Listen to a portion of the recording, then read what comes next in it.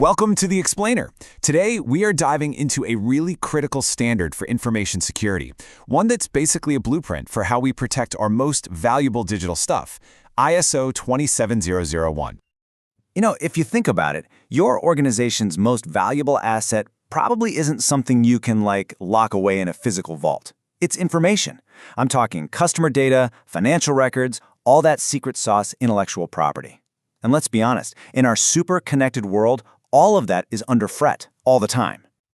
So that's the million-dollar question, right? How do you build a fortress around data, something that's basically invisible and constantly moving? Well, that is the exact problem that this global standard was designed to solve. It gives us a framework, a plan, for how to manage it all. All right, so here's our game plan. We're going to start with why we even need this fortress in the first place.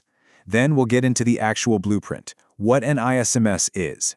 We'll look at the engine that keeps it running and the tools you get to use. And finally, we'll see why this is about so much more than just getting a certificate. It's really about building trust.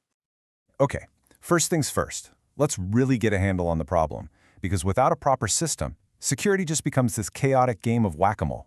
You fix one thing over here, you're at a policy over there, but it's all reactive. It's messy. And worse, it leaves these huge, dangerous gaps for attackers to walk right through. And this is where ISO 27001 comes into the picture. It is the solution, but here's the key. It's not a shopping list of firewalls or software you need to buy. Think of it as a master blueprint. It shows you how to design, build, and importantly, maintain a complete system for managing security. At its core, this standard helps you build something called an Information Security Management System, or ISMS. And its whole job is to protect three key things about your data. First, confidentiality. That just means keeping secret. Second, integrity, making sure your data is accurate and nobody's messed with it. And third, availability, which means you can actually get to your data when you need it. Now, if you remember one thing, make it this. An ISMS is not a one-time project. It's not about cramming for an audit and then forgetting about it. It is a living, breathing system. The whole point is to weave this continuous cycle of security right into the DNA of your organization so it can adapt and evolve as new threats pop up. So, if it's a living system, what keeps it alive? What's the engine? Well, that brings us to the core of every ISMS. It's this incredibly powerful but simple four-step cycle. Plan, do, check, act. This is the engine of continual improvement.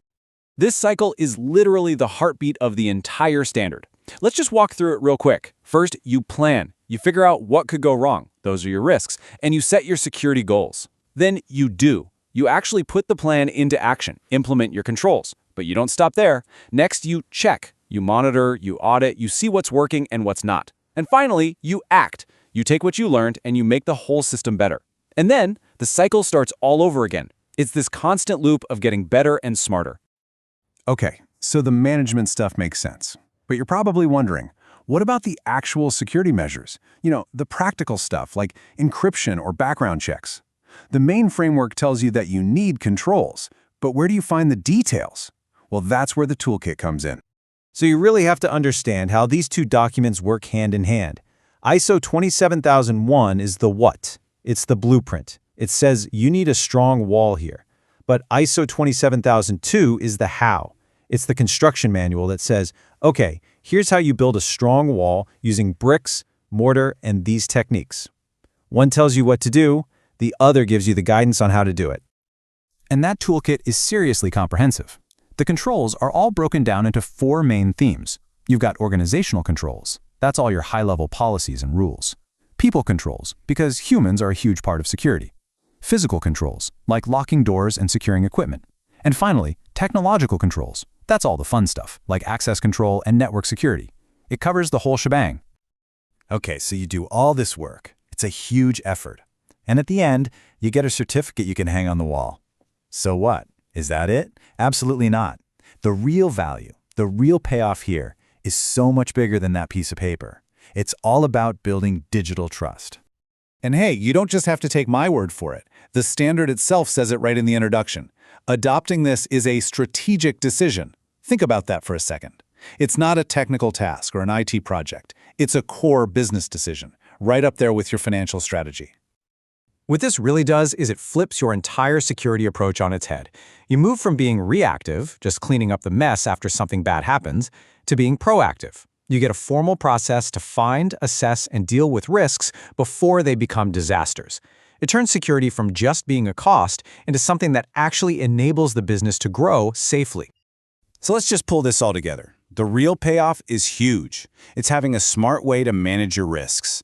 It's the trust you build with customers who know you're taking care of their data. It's the competitive edge you get when that trust helps you land a huge deal.